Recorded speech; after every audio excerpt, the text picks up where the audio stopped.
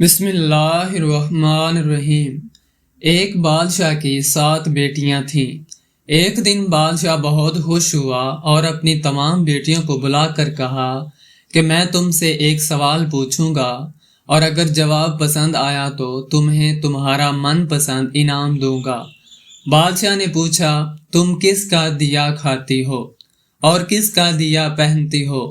6 بیٹیوں نے خوشی سے جواب دیا، ابا حضور، ہم آپ کا دیا کھاتے ہیں اور آپ کا دیا پہنتے ہیں، آپ کی وجہ سے ہماری یہ شان و شوکت ہے۔ یہ سن کر بادشاہ بہت خوش ہوا اور سب کو ان کے من پسند انعامات دے دیے۔ جب سب سے چھوٹی بیٹی کی باری آئی تو اس نے کہا، میں اللہ کا دیا کھاتی ہوں اور اپنی قسمت کا پہنتی ہوں، یہ میرا نصیب ہے۔ بادشاہ یہ سن کر آگ بگولا ہو گیا اور بولا، اے نافرمان، تو نے میری ناشکری کی ہے، اس کی سزا تجھے ضرور ملے گی۔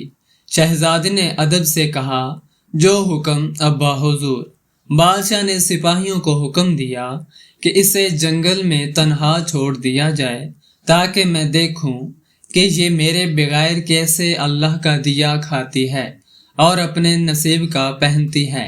سپاہیوں نے شہزادی سے تمام زیورات واپس لے لیے اور خستہ حال کپڑوں میں بغیر کسی سامان کے جنگل میں چھوڑ دیا۔ شہزادی نے چاروں طرف دیکھا، ہر جانب درخت ہی درخت تھے۔ دوپہر سے شام ہونے لگی تو اس نے سوچا کہ کچھ لکڑیاں جمع کر لوں تاکہ رات کو آگ جلا سکوں، تاکہ جنگلی جانور پاس نہ آئیں اور رات سکون سے گزر جائے۔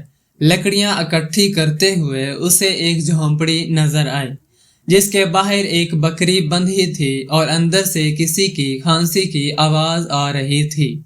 شہزادی نے حیران ہوئی کہ اتنی ویران جگہ پر جھونپڑی کیسے؟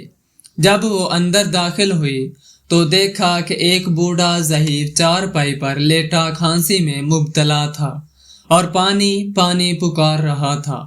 شہزادی نے جلدی سے گھڑے سے پانی نکالا اور بوڑھے کو پلا دیا۔ بوڑھے نے پانی پینے کے بعد پوچھا، بیٹی، تم کون ہو اور یہاں اکیلی کیا کر رہی ہو؟ شہزادی نے اپنا سارا ماجرا سنایا۔ بوڑھے نے شفقت سے کہا، بیٹی تم یہیں رہو، میں شہر میں کام کرتا ہوں، صبح چلا جاؤں گا اور 1 ہفتے بعد واپس آؤں گا۔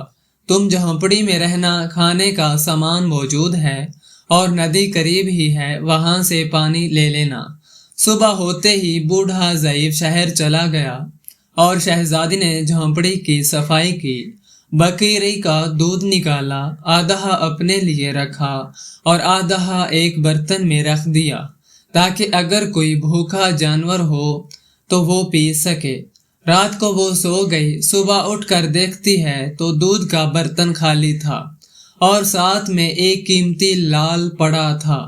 قریب ہی سانپ کے نشان بھی نظر آ رہے تھے۔ شہزادی کو یاد آیا کہ بچپن میں سنا تھا کہ جب کوئی نایاب سانپ خوش ہوتا ہے تو قیمتی لال اگلتا ہے۔ وہ حیران ہوئی اور سوچا کہ شاید سانپ بھوکا تھا، دودھ پی کر خوش ہوا اور لال چھوڑ گیا۔ شہزادی نے وہ لال اٹھا کر رکھ لیا۔ اگلی رات پھر اس نے دودھ رکھا اور صبح دیکھا تو ایک اور لال موجود تھا۔ ایسے ہی کرتے کرتے 7 دن گزر گئے اور شہزادی کے پاس 7 لال جمع ہو گئے۔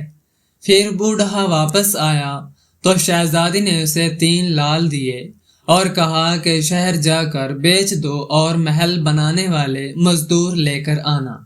باقی 4 لال اس نے مالا بنا کر گلے میں پہن لیے۔ کچھ ہی مہینوں میں جنگل میں ایک عالیشان محل بن گیا جس میں بوڑھا ضعیف اور شہزادی رہنے لگے۔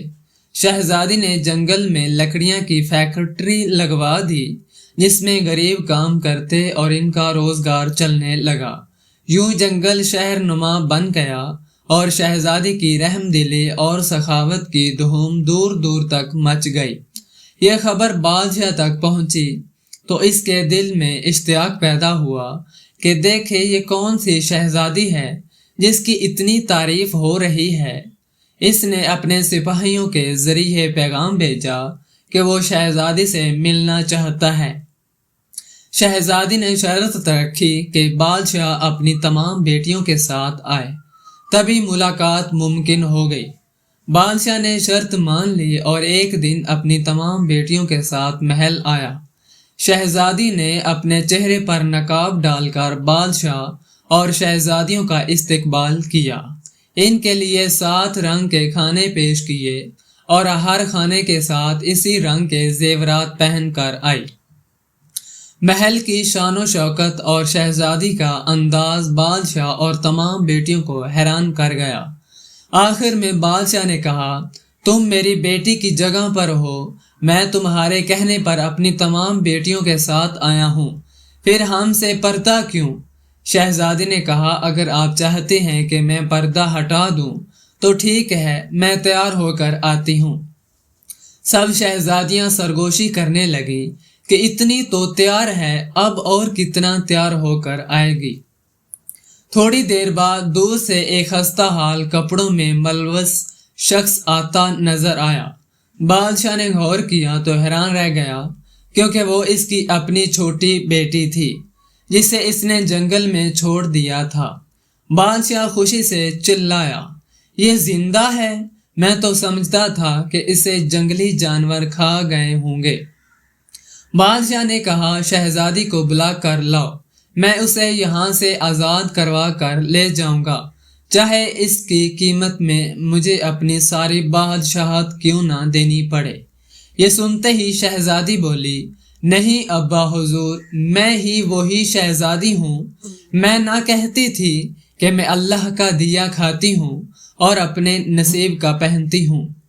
अल्लाह ने मुझे कहाँ से कहाँ पहुँचा दिया कि आज मैं आपसे भी ज्यादा अमीर हूँ। फिर शहजादी ने अपनी पूरी कहानी सुनाई और अपनी माला दिखाई, जिसमें 4 कीमती लाल अभी भी मौजूद थे। ये देखकर तमाम शहजादियां रश्क करने लगी और दिल में सोचने लगी, काश फिर हमने भी यही कहा होता कि अल्लाह का दिया खाती हैं और अपने नसीब का पहनती हैं। सबक ये कहानी हमें सिखाती है कि हमें हमेशा अल्लाह पर भरोसा रखना चाहिए। वो जिस हाल में भी रखे, शुक्र अदा करना चाहिए।